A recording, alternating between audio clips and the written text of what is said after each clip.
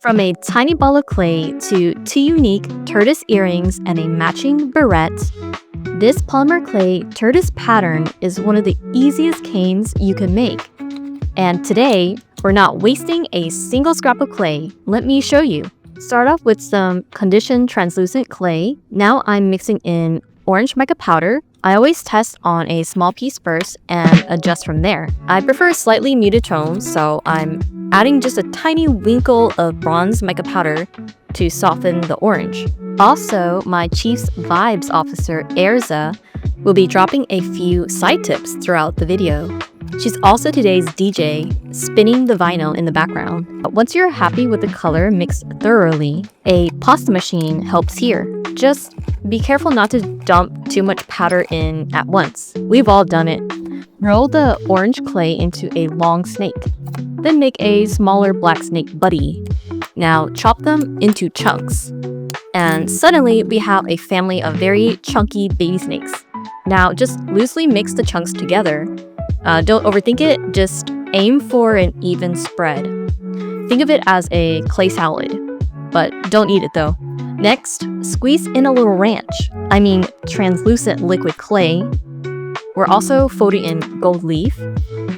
Gold leaf looks beautiful, but it weakens the clay slightly, so the liquid clay helps everything bond back together. Mix until evenly distributed. I use my hands, but you can use a plastic bag if you don't want sticky fingers. But sticky fingers are a badge of honor in the clay world though.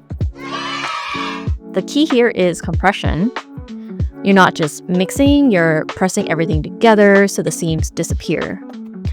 Once compressed, roll it into a cane. Now slice the cane into 4 equal pieces and rearrange them however you like. Then compress again. While we had just done, we're going to repeat this again. Every time you quarter and recombine the cane, the pattern becomes more detailed. The black spreads, but the shapes get smaller. I like to squish, flatten, and repeat until the seams are nearly invisible. If you rush this part, the clay will split later, so take your time here. Now we have a more complex tortoise cane. You can repeat the quarter and recombine step as many times as you want, depending on how dense you want the pattern. I'm happy with this level of detail, so I'm locking it in. Before putting this through the pasta machine, I compress the seams one more time with an acrylic roller. Rolling helps prevent separation. You can see here where I rush slightly, the seams are trying to pull apart. So compression first, machine second. Once it's rolled into the right thickness, you are ready to use the cutter. Resist the urge to peek underneath when it's already on the ceramic. Doing so can trap air and mess with the natural shine on the ceramic side. It'll still look amazing, but I'll show you later what I mean. If you have leftover clay, don't throw it away. Do this instead. We're gonna play a little game. Try to assemble the scraps into an even sheet, like some kind of glitchy Tetris puzzle. Stack thinner areas, fill gaps, adjust thickness. This is why I love polymer clay. It's incredibly forgiving. Learning from earlier, I'm rolling and compressing before using the pasta machine. The roller pushes the seams together in the way the machine can't. Also, the pattern facing down will always be more crisp. The clay pressed against the ceramic gets that subtle gloss and sharper definition. Once you're happy with the pattern, go ahead and cut your second pair. Alright, let's look at them baked. This is the side that was facing up, and this is the side that was facing down on the ceramic. Notice how it's more vibrant and slightly glossier. If I were to redo this, I wouldn't lift the clay off the ceramic before baking to check the pattern. This can introduce air pockets, like I mentioned earlier, but this side turned out exactly how I wanted. I personally just like the gloss. Now, for my favorite part is dressing them up. I'm using zirconia hooks and then adding a larger gold hoop and adding a smaller hoop nested inside. This is why I love tortoise patterns. Every single piece turns out completely unique. Stick around until the end. I'll show you how these look like when worn. Alrighty, we are going to use these leftover pieces and repurpose them for the barrette we're going to make next. Oh wait, it looks like Erza has a question. Why don't we just ball everything up and use that? Which is a great question. I'm not balling it all up because that would create more of a marbled look. Layering the leftovers and fitting the pieces help keep it closer to a terrazzo effect, which is what we want. This technique of working the clay here will help squish the seams together.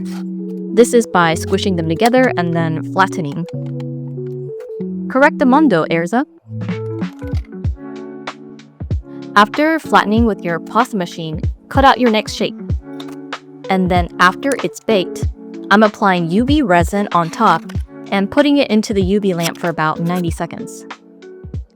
Next, I'm applying super glue gel and just firmly pressing that on for a couple seconds until secured. And you also see what this looks like when worn at the end of the video. Okay, third time's the charm, because at this point, I've identified several learning opportunities from the first 2 trials. We are no longer experimenting, we are entering our comeback arc. This time, I'm really compressing those seams. And when I say compressing, I mean I am pressing from the top, smashing it back down, pressing again, and repeating over and over. The key is giving enough compression for the amount of clay you're working with. Now that most of the heavy lifting is done through compression, the acrylic roller just finishes the job. It's not doing the work, it's sealing the victory. After running it through the pasta machine to flatten, I flatten it one more time. Why? Because air pockets are sneaky, and we are not building tortoise earrings with surprise bubbles underneath. Pressing it down ensures it really adheres to the ceramic surface, which gives us that smooth, glossy shine instead of, why is there a random bump there? Now I'm just using a toothpaste cap to cut out my shapes, and then a hairspray bottle cap for the smaller shape. And lastly, poking the holes with a dedicated hole puncher. Now we're moving on to the textured accent piece. I'm using a cherry brown scrap clay because we waste nothing in this house. I dust it lightly with cornstarch. Then I press down on one end firmly so it's anchored in place. We are not chasing runaway clay across the table, not today. For the overlay, I'm using Sunset Gold Mica powder and using the tip of my fingers, brushing it on top of the raised texture.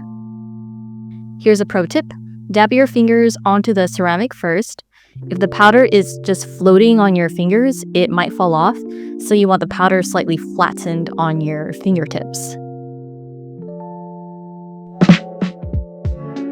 And just look at that. The way this material combination catches the light. Now for the finishing touches, I'm pairing these with gold sunburst earring post, small hoops for the top, and adding a little twin to complete the set. Because one tortoise alone is cute, a coordinated pair, powerful. So this is what the tortoise earrings look like when they're worn. And then this is the matching barrette.